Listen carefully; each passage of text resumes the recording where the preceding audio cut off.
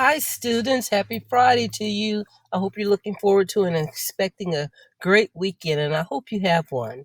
I'm here to help you get started on your VMAP, so I'm not going to waste any time. I'm going to go straight to our project. I want you to go to Google Classroom, and I want you to go to the assignment.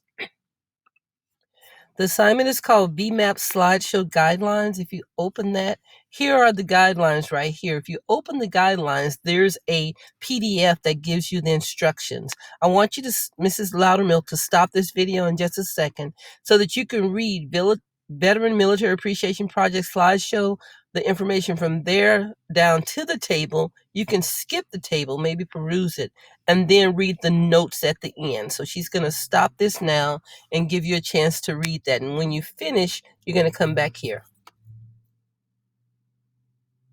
All right, I'm hoping you guys have read everything because you have to know this information.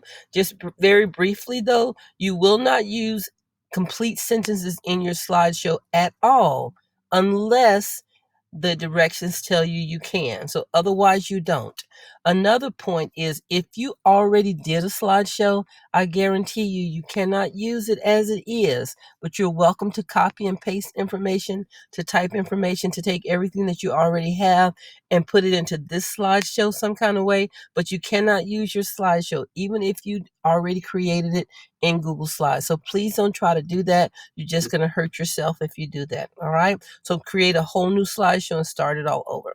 All right. The other point is we're going to use bullet points on our slides, about 4 per slide. Sometimes it's 5, sometimes it's even 6, but we're going to say about 4. Now, we're not going to put anything into our slideshow right now. We're just going to go ahead and put in the slides with the titles and some of the information, and you'll come back and you'll embellish and you'll set up and you'll do pictures and you'll do all the other things that you need to do. So I'm going to have to go ahead and go back and forth, and that's okay. So go to another tab or go to another window, however you want to work, and we're going to open a blank slide. So you can go slides.google.com and then open a blank slide and it'll get you here.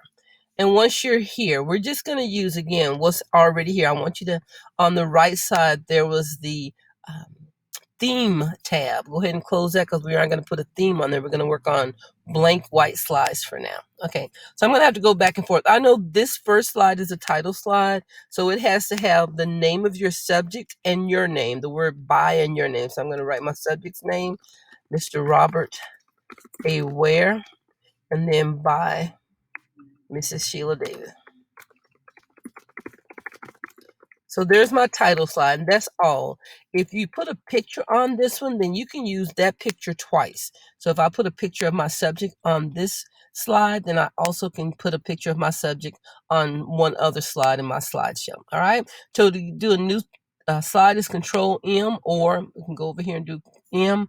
I'm going to go back and figure out what the second slide is. Now, while I'm over here, I'm going to tell you how the numbering happens. Slide 1, we know it's going to be the title slide. Slide 2 will be the overview slide. 3, interview site. 4, question 1 from the interview. After that, we don't know what the what number slide is going to be, because you might have more than one slide for a particular subject. And as we go along, I'll try to show you that. So if my question number 1, when I'm answering it, if I have about 8 bullet points, and I'm just going to split it into 2 slides. So that's why I stopped numbering it. On the right side of this handout, the table, it tells you what the title of your slide is. So my next slide that I'm about to put in there now is called the overview slide. So I'm going to call it overview. And then I'm going to put text in here. And this one, I think it said we can use complete sentences. Yes, it says write a brief summary about who your subject is and his or her relationship to you. You may use complete sentences. So I'm going to write about my subject. Okay, Mr. Robert Ware was my dad. I interviewed him on several occasions, and he was alive. He was born. Now I'm going to talk about a few things in here, just kind of an overview, but I'm not going to do much right now because I want to get to my next slide. All right. So that's the overview slide. My third slide looks like I just have a few seconds left in here, but my third slide is my interview site. So when we come back, I'm going to go ahead and make 2 videos. When we come back, I'll start there.